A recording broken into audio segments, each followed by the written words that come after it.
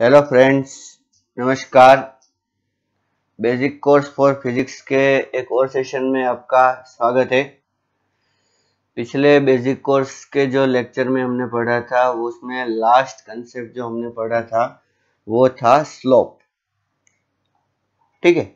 और आज हम पढ़ने जा रहे हैं कैलकुलस, जिसमें हम सबसे पहले स्टडी करेंगे डिफरेंशियल कैलकुलस, और जिसको क्या बोला जाता है, डेरिवेटिव। बच्चों, डेरिवेटिव बहुत इंपॉर्टेंट है। इंपॉर्टेंट का मतलब कि अगर हमें डेरिवेटिव नहीं आता तो आप फिजिक्स के बहुत सारे सम्स सॉल्व नहीं कर पाओगे। इसका यूज शुरू होता है काइनेमेटिक्स चैप्टर से। काइनेमेटिक्स के बाद वर्क एनर्जी पावर, उसके बाद में लॉज ऑफ मोशन, मतलब कि बाद में सारे कंसेप्ट, सारे चैप्टर्स में इसका यूज होगा डेरिवेटिव का। तो डेरिवेटिव मतलब कि हम 100% पूरा है, वो तो मैथ्स का कंसेप्ट है। ये आप मैथ्स में इसको पूरा डिटेल में पढ़ोगे मैथ्स में।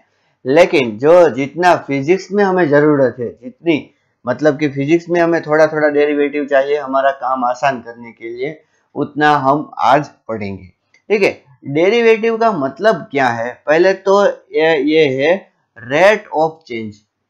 क्या है ये? Rate of change.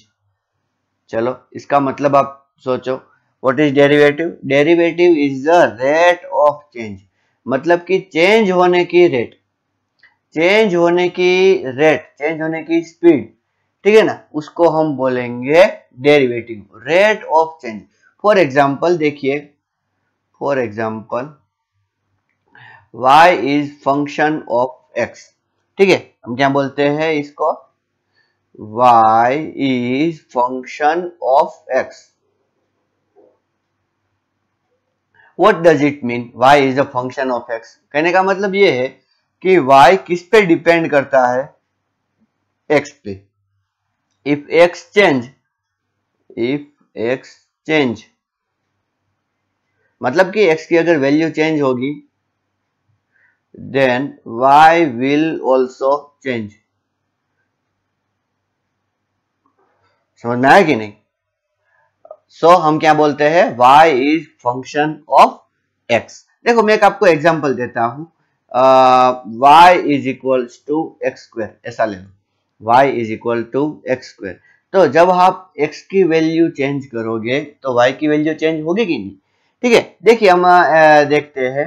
इफ ऐसा सोचे कि x1 इज इक्वल्स टू 1 है, ठीक है, और x2 इज इक्वल्स टू 2 है। जब x1 इक्वल टू 1 होगा, उस टाइम पर y1 इज इक्वल टू क्या होगा? तो आपको x इक्वल टू यहाँ पर 1 रखना है, तो 1 का स्क्वायर, मतलब कि देखो, अगर आपको y1 चाहिए तो आपको क्या करना पड़ेगा? x इक्वल टू 1 रखा तो 1 का स्क्वायर आपको क्या मिलेगा? 1। और यहाँ पर y2 की अगर हम बात करें, y2, तो हमें x इज इक्वल टू 2 रखना होगा। बात को समझ रहे हैं ना आप? ओके, तो 2 का स्क्वायर क्या आया? 4। ओके, अब देखिए x में कितना चेंज आया। Okay, change in x, change in value of x, उसको हम डेल्टा x भी बोलेंगे। कितना आया? तो उसको हम बोलेंगे x2 माइनस x1, तो 2 माइनस 1, तो कितना चेंज आया? 1 जितना, ठीक है। अगर हम change in value of y अगर देखें, change in value of y की वैल्यू कितनी चेंज हुई? तो देखिए, ये क्या है? y2 माइनस y1, ठीक है, और जिसको हम क्या बोलते हैं बच्चों? डेल्टा y भी बोलते हैं। तो y2 minus y1, 4 minus 1 is equals to कितना आया? 3। तो देखो, यहां पर पता चला ना आपको कि देखिए, अगर x में चेंज हो रहा है तो उसके हिसाब से y में भी चेंज हो रहा है। मतलब कि y किस पे डिपेंड है? x पे। सोचो, अगर x की वैल्यू चेंज नहीं होती तो क्या y की वैल्यू चेंज होती? नहीं होती। क्यों? सोचो कि x 1 ही है, हमेशा 1 ही रहेगा, तो y की वैल्यू क्या रहेगी? 1। फॉर एग्जाम्पल, अगर मैं आपको डेली डे लाइफ का एग्जाम्पल दूं, for example, your height change with respect to your age, मतलब कि आप जब छोटे थे उस टाइम पर आपकी हाइट क्या थी, और आप जब बड़े हो गए 1 साल के बाद आपकी हाइट कितनी हो गई। तो जैसे ही आपकी एज चेंज हुई, या तो टाइम के साथ क्या चेंज हुआ, हाइट चेंज हुई, तो हम ऐसा बोल सकते हैं ना that height is a function of age, या तो height is a function of time.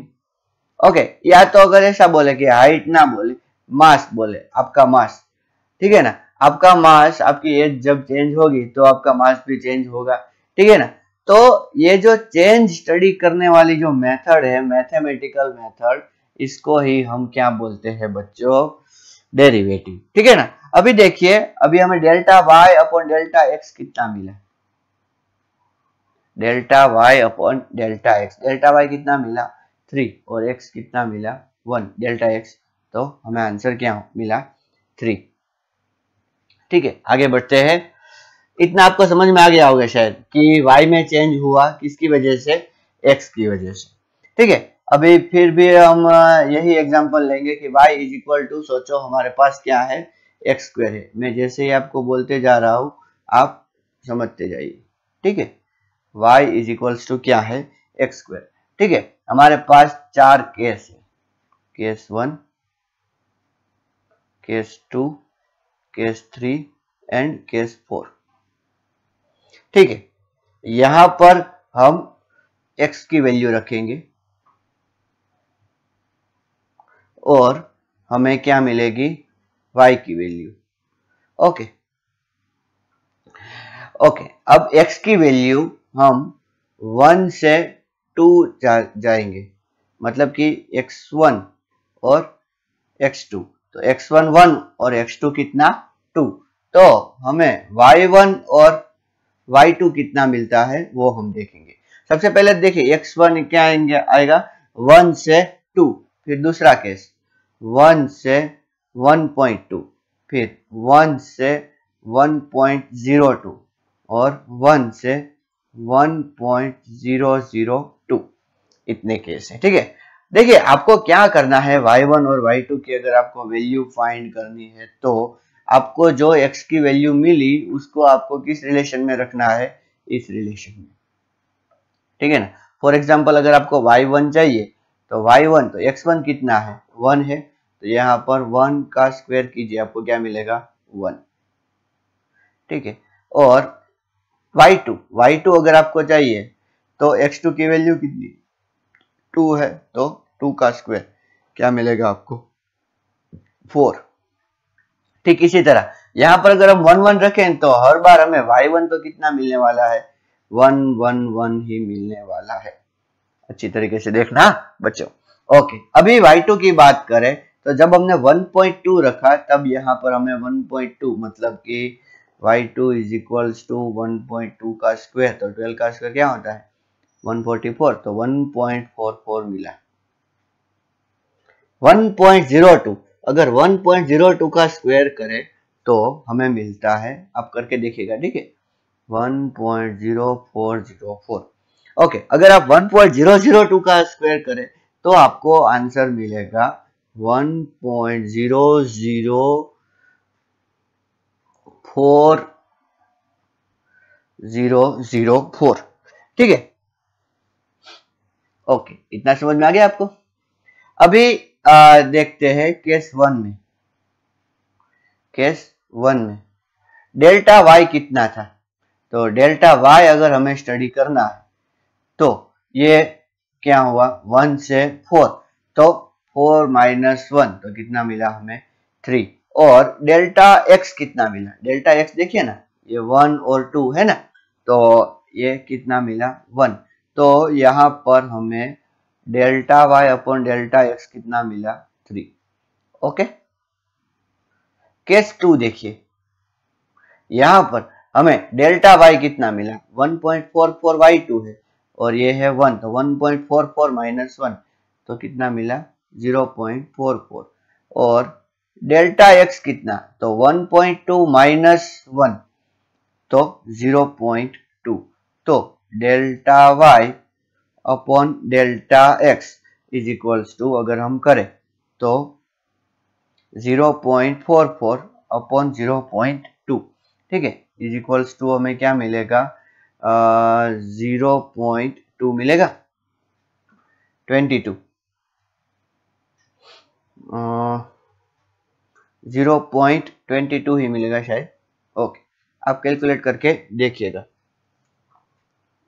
Okay, अगर हम केस 3 लेते हैं, ठीक है, केस 3, तो केस 3 में आप y की और x की वैल्यू लीजिए।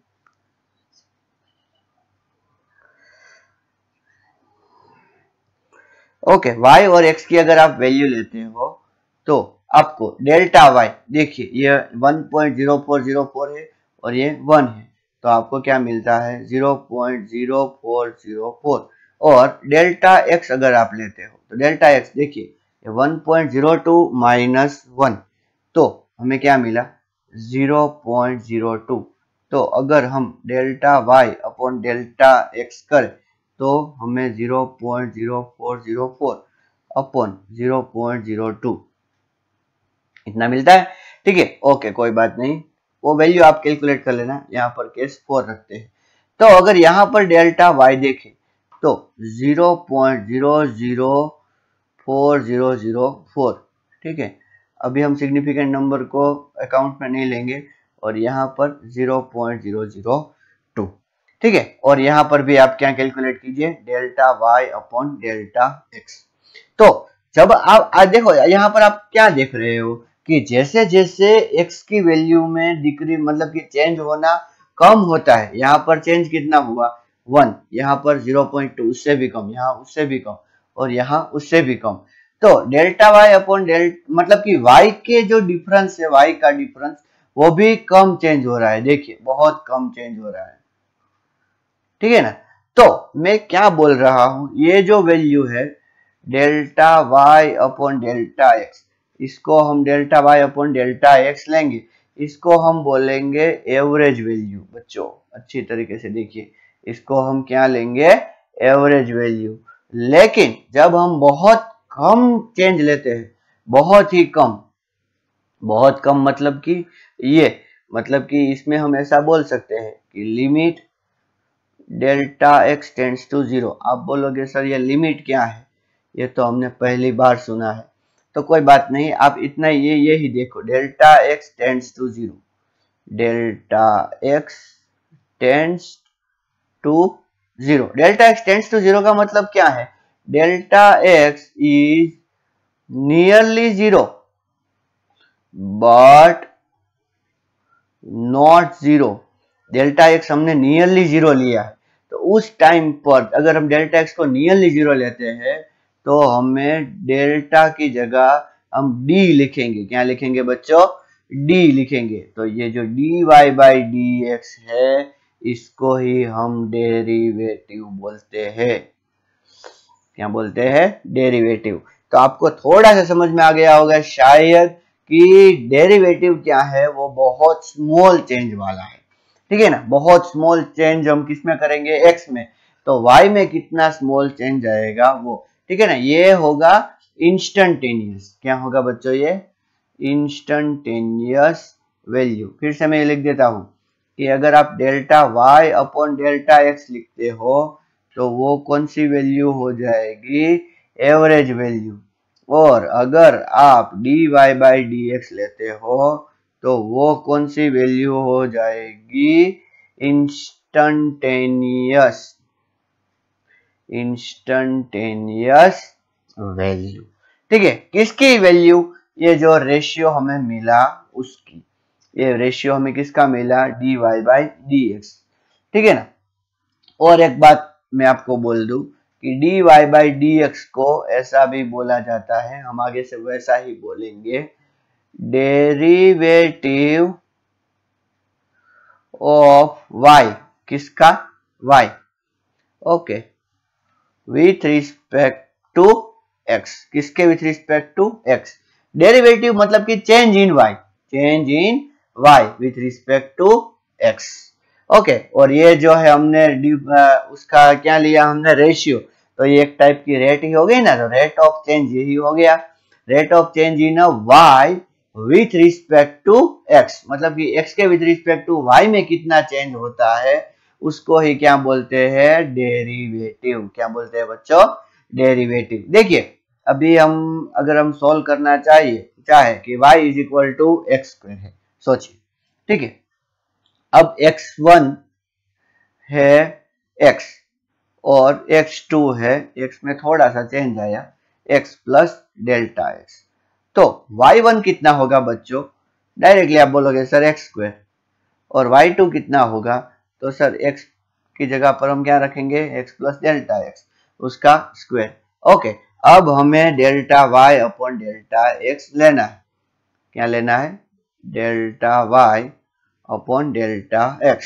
ओके, अगर हम ऐसा लेते हैं तो हमें ऊपर क्या करना होगा, y2 माइनस y1, और नीचे क्या करना होगा, x2 माइनस x1। ठीक है, अगर हम y2 माइनस y1 करते हैं तो x प्लस डेल्टा x का whole square minus x square, ऐसा करना होगा। और यहां पर क्या करना होगा, सिर्फ डेल्टा x। ओके, अब a plus b whole square का फॉर्मूला सोचिए, आपको आ रहा होगा शायद। ठीक है, तो हम वो फॉर्मूला यहाँ पे लगाने जा रहे हैं, x square plus 2 into x into delta x plus delta x whole square minus x square divided by delta x. Okay, अभी एक्स स्क्वायर खत्म हो गया, ओके, कट हो गया। और यहां पर देखिए ये डेल्टा एक्स और डेल्टा एक्स कॉमन है, तो हम क्या लिख सकते हैं, 2x प्लस डेल्टा एक्स। क्यों, देखिए इसमें से एक डेल्टा एक्स और इसमें से एक डेल्टा एक्स इसके साथ कट हो गया, इसलिए। ठीक है, ये क्या हो गया, हमें क्या मिला, ये delta Y upon delta x. Okay, 2x plus delta x, सही बात है। Okay, if delta x tends to 0, delta x बहुत छोटा है, तो हम क्या लिख सकते हैं, देयरफॉर जो delta Y upon delta x था ना, उसको हम क्या लिख देंगे, dy बाय dx। तो यहाँ पर 2x, क्यों, क्योंकि डेल्टा x है, इसकी वैल्यू कैसी है, very very small, therefore ignored. तो ये जो हमें आंसर मिला, ये नियरेस्ट आंसर मिला, dy by dx is equals to हमें कितना आंसर मिला बच्चों, 2x। यहाँ पर हमने y का चेंज लिया, किसके with respect to x, small change होगा तो इस तरह देखिए, हम पूरा इसमें मैथ्स नहीं लगाएंगे, बहुत ज्यादा रिगरस प्रैक्टिस इसमें नहीं करेंगे, हमें जितना जरूरत है उतना ही लेंगे। तो ये हम आपको थोड़ा सा पता चल गया ना। तो ये डेरिवेटिव किस तरह सोल्व किया जाता है, इसके लिए आपको थोड़े से फॉर्मूला याद रखने होंगे, ठीक है ना। तो मैं यहाँ पर थोड़े से फॉर्मूलाज की लिस्ट बनाता हूँ और आप मेरे साथ वो फॉर्मूले को अच्छी तरीके से याद करते जाइए, ठीक है ना, अच्छी तरीके से। पहला फॉर्मूला है, लिखिए,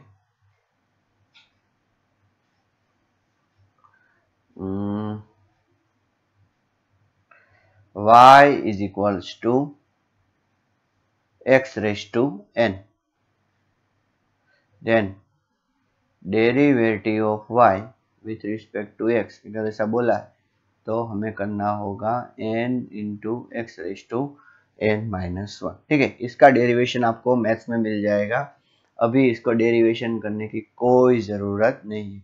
आप यहाँ पर देखिए, हमने D x of x square लिया था, इसमें एक्स स्क्वायर था ना, तो एक्स में देखिए ये 2 है और ये है n, मतलब कि यहाँ पर हम ऐसा लिख सकते हैं, कैसा, हर बार मैं नहीं लिखूंगा, एक बार ही लिखूंगा यहाँ पर x रेज टू n। तो n को पहले हम लिख देंगे, तो यहाँ पर n मतलब कि 2 है, तो पहले 2 को लिख देंगे, फिर x, फिर 2 माइनस 1, कोई भी हो उसमें से माइनस 1 सब्ट्रैक्ट करो, ठीक है ना, 1 सब्ट्रैक्ट करो, सॉरी, तो 2 माइनस 1 1 हो गया। So what is the answer, 2x।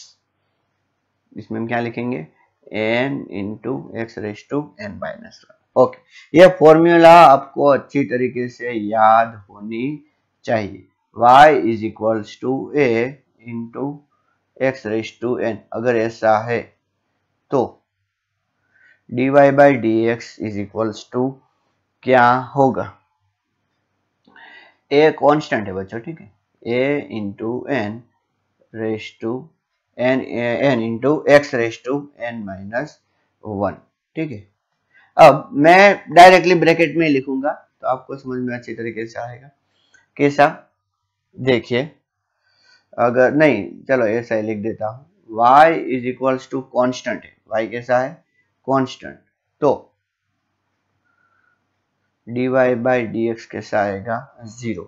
देखो इसके एग्जांपल लेते हैं, सोचोगे y इक्वल टू 2 है, ठीक है, तो ये क्या x के ऊपर डिपेंड करता है? x में चेंज आने से इसमें क्या चेंज आएगा? नहीं आएगा ना। देखिए x1 इज इक्वल टू 1 और x2 इज इक्वल टू 2 लेता हूं, तो x1 इक्वल टू 1 पर y1 कितना मिला हमें? 2 ही मिला, और यहाँ पर y2 कितना मिला? 2 ही मिला। तो अगर हम delta y upon delta x करें सिंपली, तो 2 minus 2 upon 1, so what is the answer? 0। तो अगर कोई भी कांस्टेंट वैल्यू है, सिर्फ कांस्टेंट, ठीक है ना, ये कांस्टेंट है तो डायरेक्टली नहीं, ये तो इसके साथ मल्टीप्लाई में है ना बच्चों, सिर्फ अगर कांस्टेंट वैल्यू मिली तो उसका डेरिवेटिव ऑलवेज कितना मिलेगा? 0। ये बात बहुत अच्छी तरीके से अपने दिमाग में भर लीजिए। ओके, अभी एक चौथा फॉर्मूला भी देता हूं, y is equals to u plus और माइनस v, मतलब कि u एक फंक्शन है और v एक फंक्शन है जिनका एडिशन भी किया जा सकता है या सब्ट्रैक्शन किया जा सकता है। तो इसको हम कैसे करेंगे? dy by d x is equals to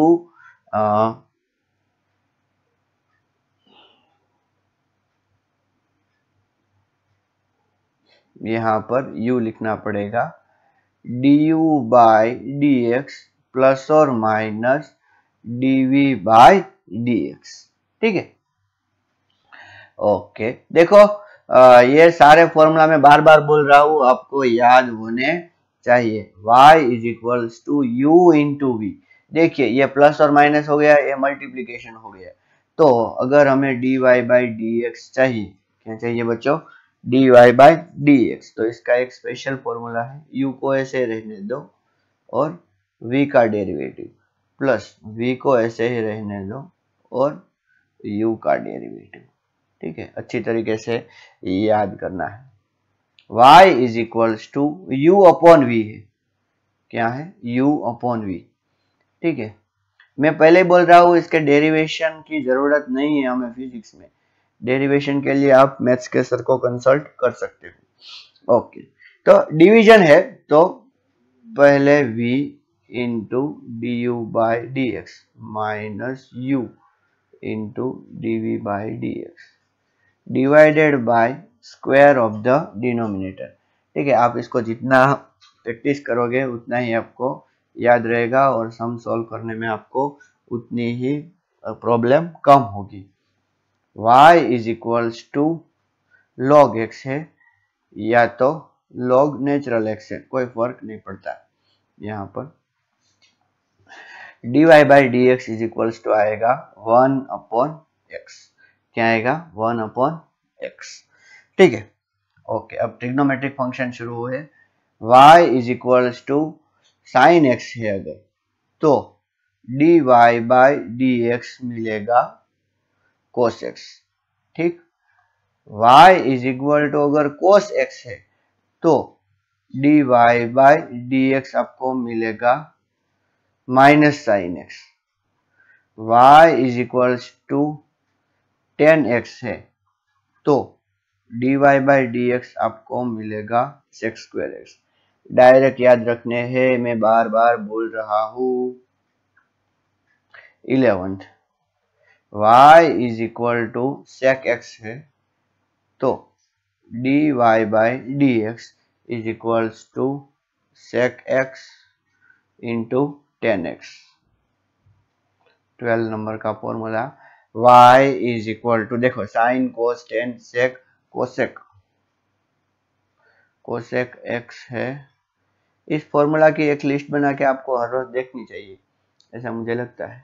minus cosec x cot x, तो आपको अच्छी तरीके से आ जाएंगे। बच्चों ये फिजिक्स और मैथ्स का हार्ट है।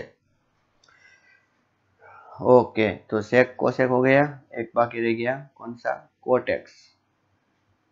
y is equals to cot x, तो dy by d x is equals to आपको मिलेगा माइनस कोसेक स्क्वायर एक्स।